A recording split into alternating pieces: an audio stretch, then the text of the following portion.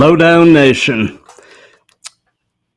thank you for joining us once again. We are at episode 19. And tonight, it is my pleasure to have with me Mr. Wyatt Demster. He is the bass player extraordinaire for Boone, North Carolina-based metal band Quadrant. How are you Thank you for doing having me. tonight, Wyatt? I'm doing good. Thank you for having me on here. It's a pleasure. Absolutely, absolutely. Definitely glad to have you. So we'll just go ahead and get to the topics at hand here, Wyatt. Alrighty. And just starting off, how long have you been playing bass, sir? Really well, just about a couple of years because I first started out on guitar and I still play guitar, but so I just kind of transferred what I know to guitar over onto bass. So I started out playing in church. Then, as about almost a year ago, I was invited to start playing with Quadrant on bass now. So been a little bit of a learning curve, but I'm happy it happened. Awesome, awesome. So as far as your particular playing style with the bass goes, are you mostly a finger style player, or do you use a pick, or is it situational? It's kind of situational. It really depends on how tired my wrist gets. I prefer the sound of fingers because to me it's a little. I like it for metal just because you can be a little more aggressive and you can feel the strings. Because if you hit it really hard enough, you almost get a percussive element, so it adds more front to the note and you can cut out better. But I'm not against using a pick either. It really just depends on how tired I'm getting. Gotcha, gotcha. Well, as a musician, are you mostly self-taught, or have you taken lessons at any point? How has that gone? I've taken some guitar lessons, but as of for like formal lessons, I've only really consistently been getting lessons on other instruments, not really guitar or bass. So for bass, I'm really entirely self-taught. Gotcha, gotcha. Okay, so tell me about your current gear and your live setup and such. What do you play? What do you play through? Any effects, pedal boards, that kind of thing? All right, so with me kind of being a newer member to Quadra, I'm still trying to figure my sound out. But for bass, I'm using a GNL L2500 5-string bass. It's really cool. It's got a really good sound. If I can see if I can get a little better shot. It's got all That's these like beautiful. knobs and switches, so I can really just get any sound I want out of it. That's And then, beautiful. thank you. Then with the extra fifth string, I can get a little bit extra low end and do like a different position if I want something that's not as bright. For pedals, I'm still trying to figure that out. I've been working on trying to find a good fuzz sound for some little more shreddy stuff, I guess you could say. But Hmm. my recent board now will have like a tuner, delay, and chorus because I like the sound of chorus on a bass. It gives it a little bit more depth. And as for my amp, I can't remember the name of it, but it's a 80-watt amp with a 12-inch with a single 12-inch speaker in it. Nice, So nice. it provides a lot of low end and has a really good fat sound. Gotcha, gotcha. So, do you have a personal preference yourself between 4 and 5 string basses, or is it just kind of whatever? It was the 5-string thing is just situational for me. It's just I happen to get one, Hmm. but now I'm starting to get a little more used to playing 5 strings. But I'll play a 4-string if given one. I'm not picky. Right, right. So musicians tend to collect gear, and I see some in your background. Um, do you have anything unusual or unique in your gear collection that you'd like to talk about? I think I might have a couple oddballs. I have this '80s Kramer Beretta that my dad and I very heavily modified, and we actually got a bit of flack for it because it's a '80s like original '80s plywood Beretta, and we routed the sucker out for a Floyd Rose, carved some of the fretboard out, fit the nut, then we put a lace sensor pickup in it. But I painted it kind of look like Eddie Van Halen's, but a little bit Well, different. that's cool. That's Yeah, cool. thank you. So it sounds like your dad definitely is kind of in at least some of this with you. Yeah, he's very much encouraged me. He's helped me get a lot of gear. I bought my first instrument, so he knew like whether I'd stick with it or not.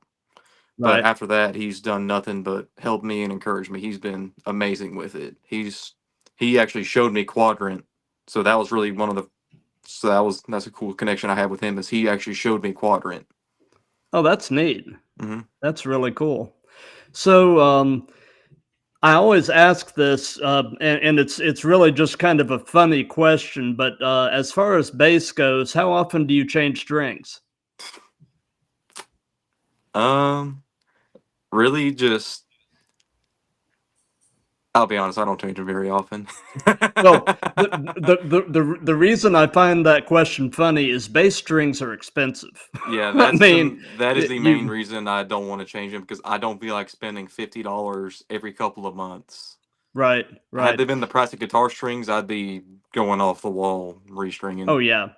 Uh, Plus, I feel like for the most part, bass strings hold up better than normal guitar strings anyway. So Yeah, they tend to have a good sound for a lot longer than guitar strings.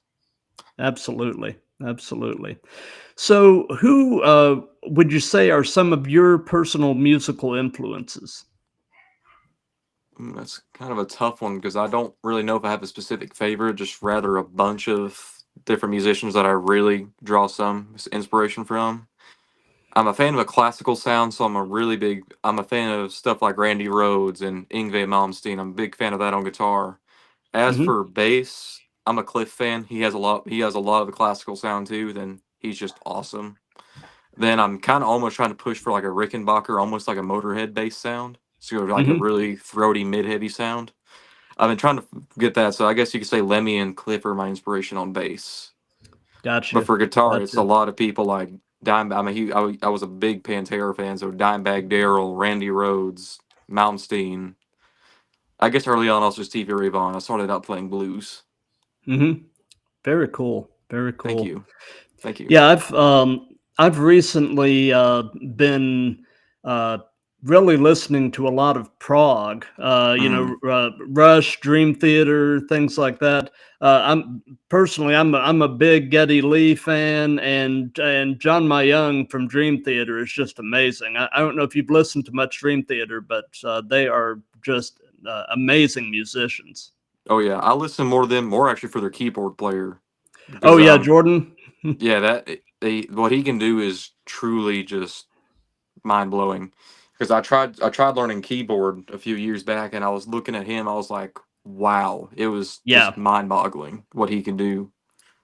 yeah, yeah, and I'm excited because they recently got Mike Portnoy back as their Ooh, drummer. Because he had left for a number of years, but he's back with the band now, and he wrote a lot of the lyrics for their early stuff. So I'm really excited to see what they're gonna do now that he's back.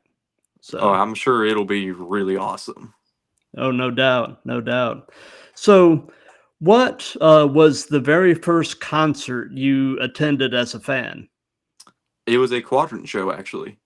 Oh, that's cool. I was about 13 or 14. I got introduced to them, I think, when I was 12 and just starting out on guitar because my dad showed me them because I'm cousins with the guitar player Dalton, actually. Him and I are second cousins. Oh, So that's neat. my dad showed me the band because of that. And then my first show was also Quadrant, and now I'm playing with them. So I think it's pretty cool that That's really neat. It kind of came full circle. they just, yeah, So, kind of full circle. They were I guess one of the first, probably the first truly local band I listened to. Then like my first show, then my first gig on, then my first band I played bass in is also Quadrant. So it's a full circle. yeah, you can't beat that. No, it's cool. That's very cool. That is a neat Thank story, you, and thank it's you. neat it's neat that there's a family connection too. Mm. So, Yeah, I'm very uh, literally connected to the band. so away from music, Wyatt, what are some of your hobbies and interests? Um, I guess I'm not the biggest outdoors fan, but every now and then I like to ride dirt bikes occasionally. Hmm. I focus so much on music. Music's kind of my very main hobby, but I'm into, I guess, I mean, other than playing music, I'm into like repairing and working on them. That's always really fun. But Hmm. for the most part, it kind of I'm pretty niche to music. but sometimes I Gotcha. will like outside ride trails and stuff. Gotcha. Yeah. Gotcha. What I'm going to do is flip over briefly to the Instagram tab and just see if anybody's saying anything in the Hmm. chat over there. And then, Okay. well, then we're actually going to get more into the subject of the band. Okay. So let's see here. Um,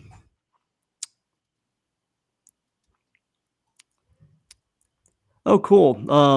Justin Stupplebean, who is he's the bass player for a band up in Albany, New York called the Phoenix and the Raven. He's been a previous guest. He's in the chat and he says finger picking gang. Um, Oh yeah. and I've got that there's quite a few people in the chat over on Instagram right now, which is pretty Oh, cool. nice, nice. So, what we're going to do right now, just to give people who aren't familiar with Quadrant just a quick taste of what you guys sound like, is I'm going to play about the first minute of Traveler, which is one of y'all's songs. That is one of my favorite to play. Awesome, awesome. So I'm going to share my screen and we'll play about the first minute of it just to give folks a taste. Alrighty.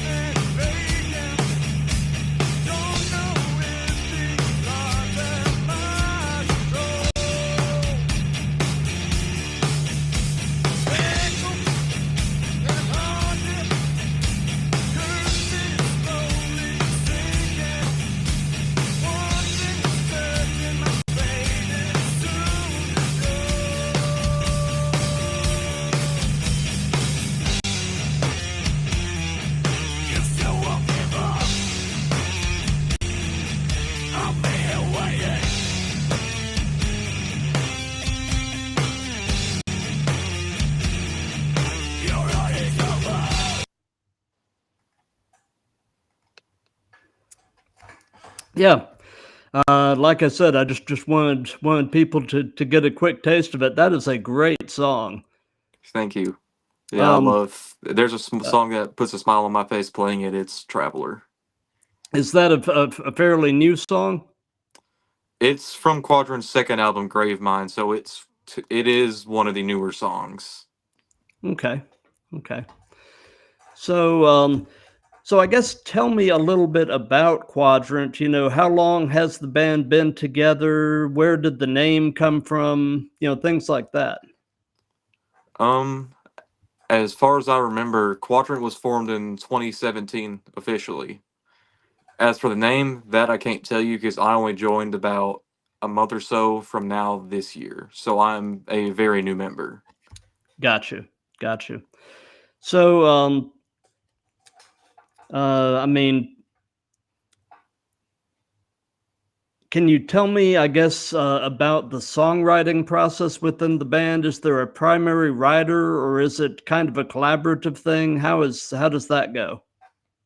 I think we all just kind of, I guess it's a bit of each. Like sometimes we can all do our own thing and come up with our own riffs. We bring it in, say, hey, let's, I have this, let's try this out. Because sometimes we're at a point where we're actually trying to do some music on our own now without a studio, so that's been really easy. The guitar players Dalton and Trent have brought a lot of the riffs, but I don't really think there's a specific principal songwriter. It's just Gotcha, whatever I did. We just bring in whatever, and if there's something we want to add into one of their songs, we can. So it's gotcha, it's it's I guess both a solo and collaborative effort.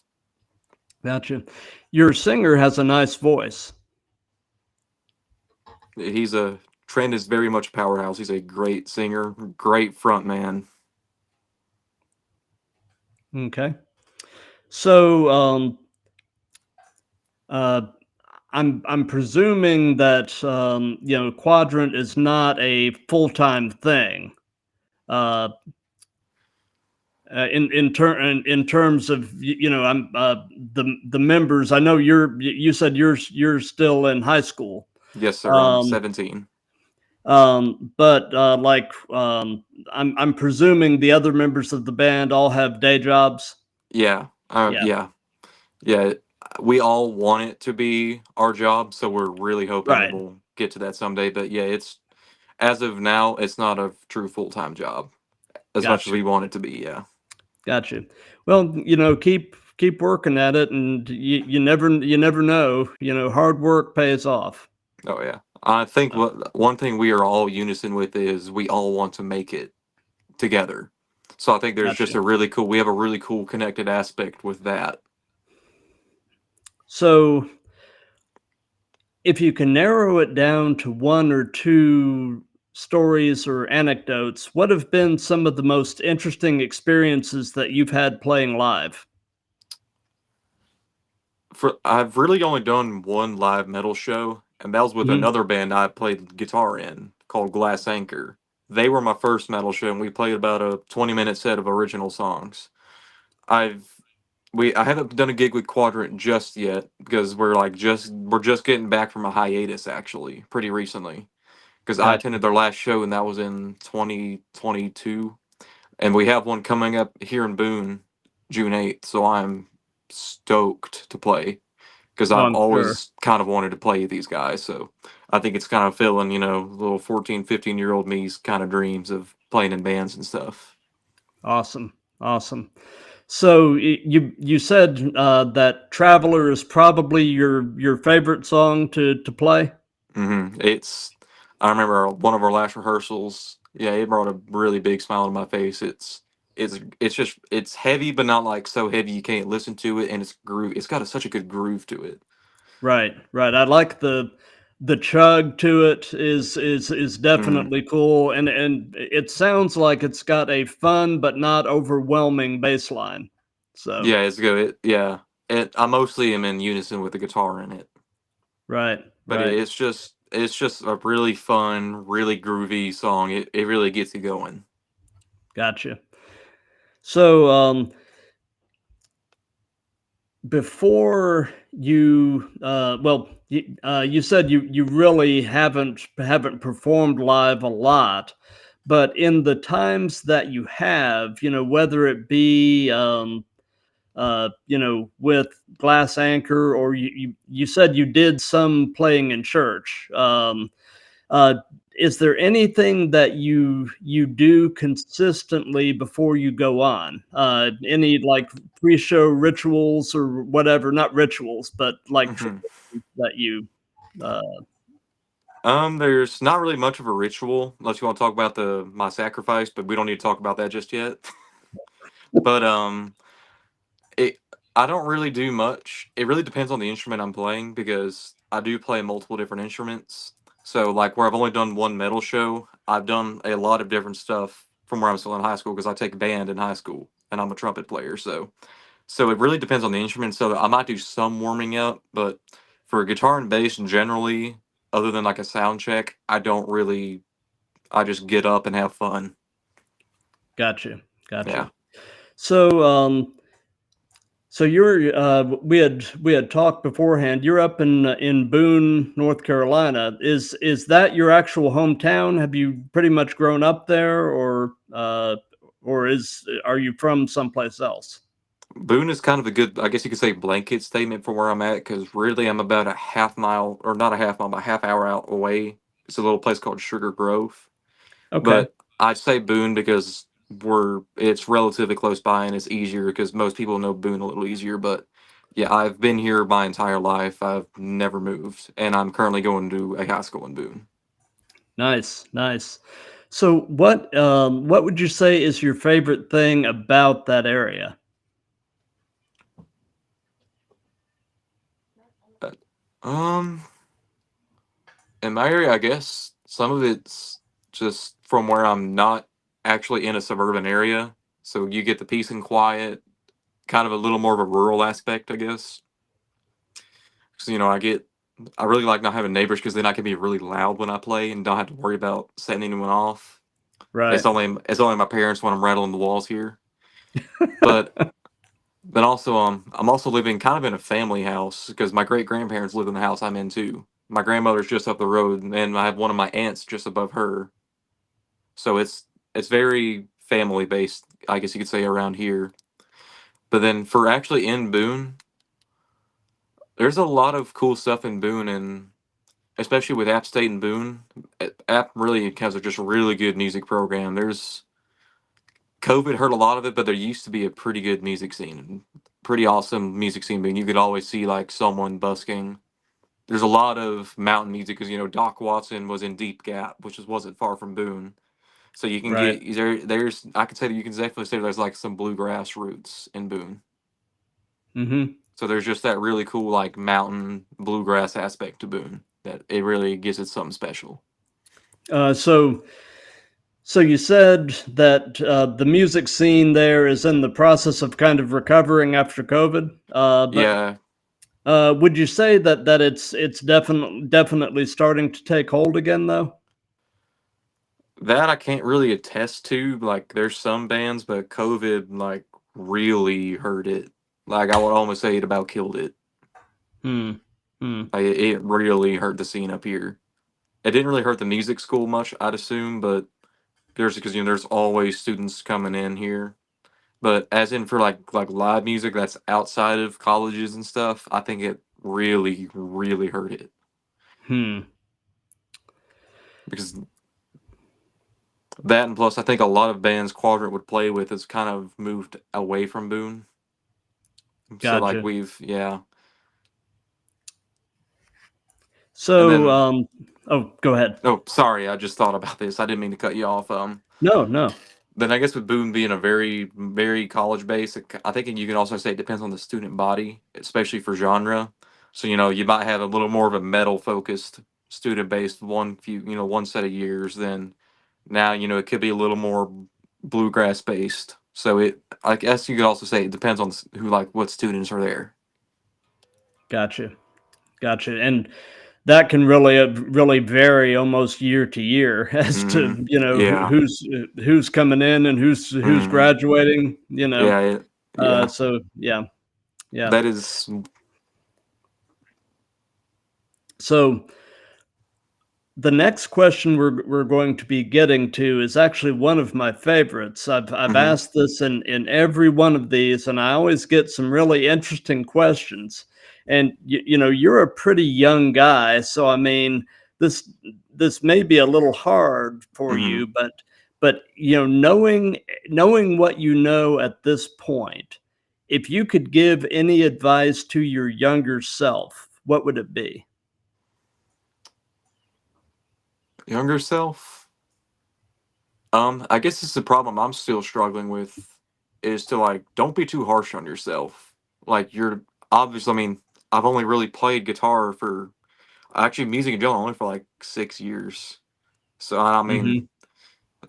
so I think it's just pointless for me to be too harsh on myself. Like it's okay to, in my opinion, it's okay to have a high standard because that gives you a challenge and you can improve yourself. So that's Right. okay, but the problem I started to see with it is I start getting to the point, especially like I said, from where I'm a trumpet player.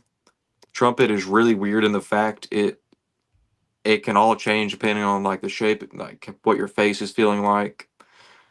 You could have a sinus infection. It can change something, or just you can just be having a bad day and it will not sound good.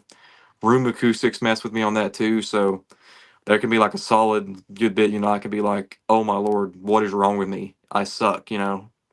And I think that's one of the worst things you can do to yourself as a musician because I'm starting to learn this. Being humble is one thing, but like constantly shooting yourself down, I think is actually hindering growth. And I think I actually could have.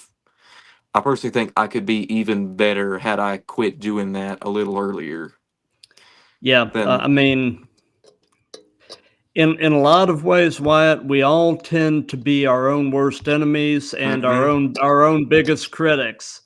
Yep. And it's easy to kind of play those mind games with yourself, It's very easy to do that. rather than building yourself up. Yeah, it's very easy to do that to yourself. But I mean, it's kind of a balance because you don't necessarily want to build yourself up too much, but at Mm-mm. the same time, you definitely don't want to tear yourself down. No, So, you want to have enough confidence in yourself to know that you can play to the best of your ability, but you don't want any more because then you start coming off as really cocky and rude. right. Because And then, yeah, and that's just not good. no, it's not. It's not. So, something else that we've done in all of these is we have let the person being interviewed pose a question for the next person being interviewed. So, my last guest, he was actually a lot of fun, and he basically just posed the question, what drew you to bass, and what about the bass keeps you motivated to progress further as a bass player? For that one, at least for the first half of that question, honestly, I'm not really sure because I don't think I was really specifically true to bass because I wanted to be, like, because originally I was wanting to be a lot more known for guitar, but I ended Hmm. up getting a bass, I think, for my birthday. So I'm just not picky. Half of it's situational, and then from where I already played bass in church, it was nice to have a bass of my own I can mess around with. Right. But and also it's just I love learning different instruments. So I guess you could say like the want to play as many instruments as I can because it's just fun to play. Definitely took part into that. Gotcha. Gotcha. So, do you have a question that you would like to pose to the next person in the hot seat? And I can go ahead and tell you that's going to be a guy named Chris Cassian, who is the bass player for a band in the Kansas City area called Scarlet View. So, is there a question you would like to pose to him? The main one I can think of because I'm a really big advocate for this is how much does music theory have a role in your playing? Because for me, I think it's a really good tool and I will swear by it. Because I know there's a lot of different responses people have to that. So I'd like to hear some different perspectives on that. Because I think because there's so many answers you can have to that. Like, like say you can be like me and say like, hey, it's a really good tool. It really helps. I mean, in my opinion, it almost makes me more creative because it allows me to know like what goes where, what sounds good, why this chord leads to this chord and how to Right, get to it. Then I've also seen some people might hurt their creativity because it might make them too robotic. right. So I think that'll be my question is how much does theory, if any at all, play a role in your life? Or at least, well, Got your musical life, because there's just so many different answers you could do to that. I think it's a really fascinating question. Gotcha. I absolutely agree because, when I started playing bass about 4 years ago, I took the opportunity, since it was something new, to basically learn some theory as far as the bass goes, and really learning, like you said, why certain things work and why certain things are done the way they Hmm. are in terms of music has actually made a lot of what I did previously with normal guitar make a Hmm. lot more sense, and it's actually improved my guitar playing because I still Yeah. I still get go up to my son's room and get my guitar back and uh, and and and fool around on that from time to time. Yeah. So yeah, just knowing theory, at least in my mind, has Hmm. really opened up a whole universe for me as a Yeah. musician. So And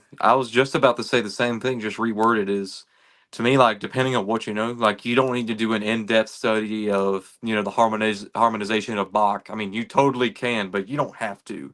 Like, no, you just really need to know enough to, like, hey, say, hey, I'm playing a dominant seven chord, or hey, you're playing in C and I'm playing in F. This don't work. right, So I think that alone, or I guess enough for you to know keys because once you know keys, you can start to learn shapes. I mean, I learned this really with guitar is the theory has helped me to like form chord shapes for chords I didn't know. And that's helped me with gigs. Like say when I played jazz guitar, and I was like, "What the absolute heck is an A flat 11 sharp 13?" I was like, you know what? It has a seventh and a ninth in it. I'm gonna play that and not worry about it. So I think Hmm. it. So I don't want to say it can be a cheat sheet, but it there's a lot of doors it can unlock to help. Then plus, like I said, with the shape thing, I've noticed guitar especially is very shape based. Like the It more is. shapes you get to know, the easier it is. So like you can start correlating theory with shapes. So, say, hey, like you can be playing like 5 7 8 5 7 8 on something, then think, oh, that's just a minor scale run. So say I'm playing an A minor and I'm playing, like I said, 5 7 8 5 7 8 5 7, just one octave A minor scale. What happens if a singer is singing in F sharp minor for some reason? All you have to do is realize this is also where, like I said, where note names help. So if you already know where note names is, then you can say, hey, I found F sharp here. Now I already know say a minor scale shape. Now I just have to play that. So I think for the sake of if you have to play on the fly, it really, really helps. Absolutely. It's funny you were mentioning that you play in your school's band. My wife actually, when she was in high school, she played tenor sax, so she Hmm. was a band kid too. Oh So yeah, we're a yeah, different breed. she had a lot of she's got a lot of good memories from that time though. So It's yeah, I wouldn't trade it for the world. I'm sometimes it sometimes I may have some hard times with it, but I think it's worth it because it really helps you kick off experience with playing other musicians. It To me, I guess you can also give a good sense of ensemble and how stuff works. Because right. that stuff like that can really help you teach you to listen to other people. Because sometimes when there's a lot of moving parts in a score, or really any, especially like symphonies where there's a lot of moving parts, Hmm. sometimes you really have to listen back to know where exactly you can play your part in. Because it's one thing to just read the sheet music and like, hey, this is eighth notes. I just play this value. But like say what happens if something's off or something's taking a little more liberty, or if you want something to sound really tight and crisp, you need to know where to put your part and where and like who do you accompany with. And especially like if something's wrong and say like you're not following the conductor, you need to learn. I guess you can also listen back and help. Maybe not help, but you can help yourself by listening back to other members, especially if you have like a good percussion section. So I think that helps a lot, and that's really what I do, especially with Quadrant, is maybe there's something I don't know as much or I might Hmm. be a little lost on. So I will just listen back to one of the guitarists or I'll listen to the drummer to keep in time. So I think there's Right. definitely like a good circle that you can really say like taking a band class in school helps with. Because Right. like I said, it just gives a really good sense of ensemble and how to work with other people. Because if in music, yes, musicians are very stubborn people, but if you do not know how to work with people, you will not get very far. Right. Oh, absolutely. And just people skills Yeah, is it's just good to know how to work with people in general, but music is just really amplified that you have to work with people to have a good sound. Like right. because you can make a good sound on your own, or you can have what you think's a good sound, but then you play with someone else and something's just off and it hurts stuff. But so just having people skills and being able to work with others is, in my opinion, very much a necessity in music. Right. Right. Well, something that I had neglected to touch on earlier is, within bands, usually the bass player and the drummer are kind of in a partnership as the rhythm Mm. section. Tell me a little bit about your relationship with the drummer and Quadrant. How do y'all lock in with each other and that kind of thing? Really, it depends on kind of what song it is and where in the song. Because a lot of times, like I said, especially with Traveler, I'm very in unison with the guitar. I mean, the Hmm. drums will help obviously, so we can stay in time. So there's the session is, that's just a musician's role is, drummer, other than to sound really good, of course. They help keep the band in time and it gives it and drums give you different styles.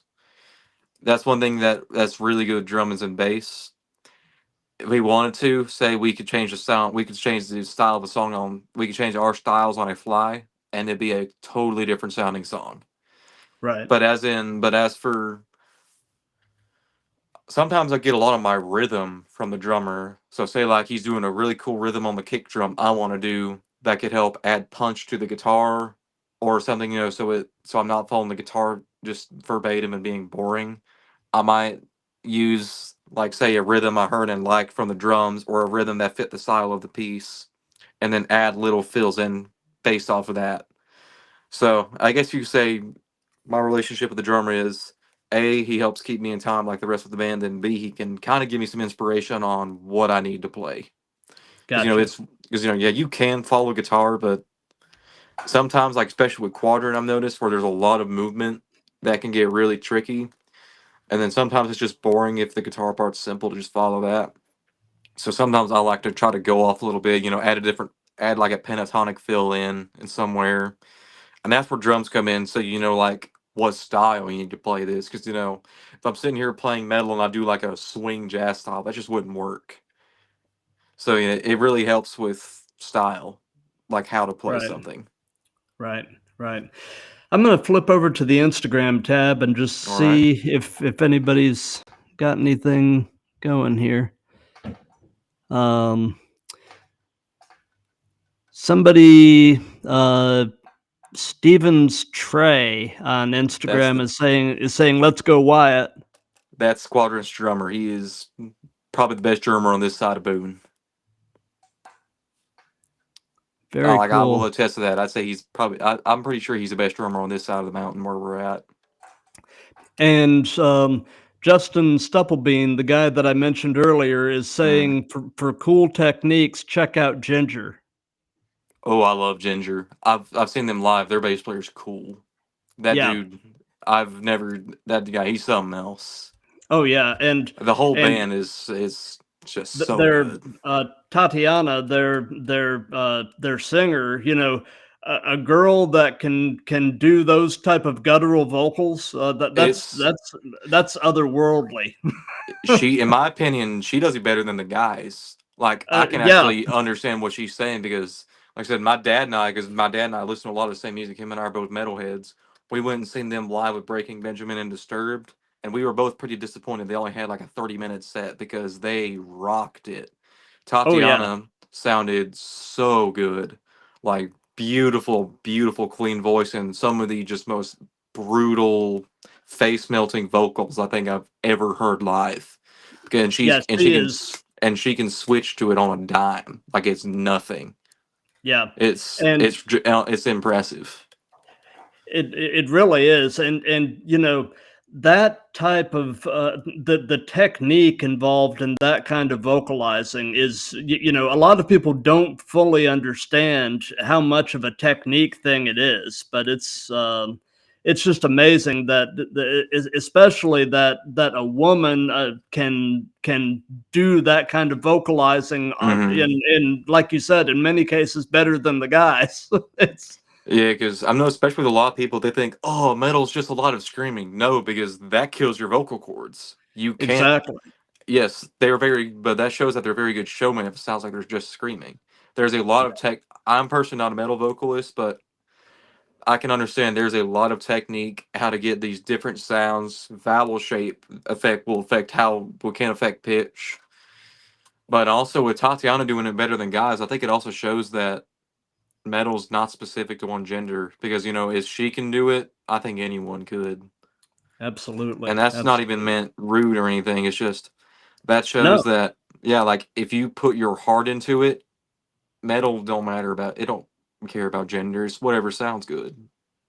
I think that's just a absolutely. really good thing to have. So, can you or does Quadrant have anything new coming up that you can talk about? Or you had mentioned you all have a show coming up. Do you have any other shows you'd like to hype or anything like that? Um, yes, actually, we have. I think it's a total of 5 gigs, and the first one's June 8th at the Moose Lodge in Boone. So if anyone's around in Boone, you are more than welcome. if I remember, I think admission's free, and we got beer, so I think that will be some good inspiration too. Hey. And then I think June 29th we're playing at the tap room in Boone still. Then I can't remember the next day, but then we're playing in Boone Saloon. So we got 3 or 4 gigs in Boone. Then I think in August we're playing at Lily's Snack Bar. But then this one I think is really going to be cool. We're heading down to Winston also in August to play at the Den in Winston Salem. Oh, nice. So Nice. I'm liking the local aspect because I'll admit it was actually kind of hard to get gigs in Boone even though we're a local band. Hmm. We actually got the Winston gig before I think we got any of the other Boone gigs, believe it or not. And Hmm. we're Well, a Boone based band. right, right. Well, you had mentioned that, COVID kind of hurt the local scene. So I mean, that may be some of it too. That could be, and then it also don't help. Like some of the places may not be doing live music, possibly because of that. And I know some just I don't know if COVID done this or not, but it could have. Like one, I remember it was called Ransom. They done metal bands. I think they actually closed, so they're just completely out of business. Hmm. But so do you have any new music coming out in the foreseeable Um, or? we do actually, but I don't want to say too much just Oh, yet. But that's fine. That's fine. I can give you some hints on it. I think the main thing I'll tell you is we're gonna be playing for the first time ever live June 8th, and I'm gonna give you the title. It's called Lizard Man, and I Lizard think Man. I'm gonna be honest. I don't think anyone's ready for it just yet. It is such a really fun song to play because we played it live. I don't want to say too much, but we may or may not even be recording a video for it. Oh, cool. So I think there's a lot of I'm just gonna say there's gonna be a lot of really exciting material coming soon. I don't want to spoil the surprise just Oh, yet. yeah, yeah, yeah. Yeah, I'm not asking you to, but if you want to it's hear the new song, you're going to either wait or you're going to see us live, and I think it's going to be a very good experience live because, like I said, Quadrant already kind of has a special place for me because they were the first band I've ever seen live. And I can tell you, they set a really good show. Like I said, Trent's a really good and really entertaining frontman, great guitar player as well. And Dalton, who's the main rhythm guy, he's a great backing vocalist, and he's got really good stage presence, especially while playing guitar. Like I've watched him literally like about throw his guitar into the stage and not miss a note. So I wow. think it's a very entertaining band to watch. You can tell there's a lot of like energy from the soul. You can tell it's not robotic. They're not doing it just as another gig. You can tell we're putting our heart and soul in every song and every note we play. So I think That's it's awesome. even if you don't want to listen to the new song, which I hope you do because I think you will love it. I can tell you from especially like I said from my experience, the entire band is we're all very convinced this one's going to be a hit. Very But cool. even for some off chance you don't want to hear new material, I hope you do really. Even if you come watch us live, because it helps support a local band then too. Like I said, I mean, yeah, I might be biased, but they said Quadrant sets a really good show. We're really entertaining. Because the last thing you want, especially with rock and metal, you don't want a boring band that just sits there. We'll Right. they'll sit there interact with the crowd.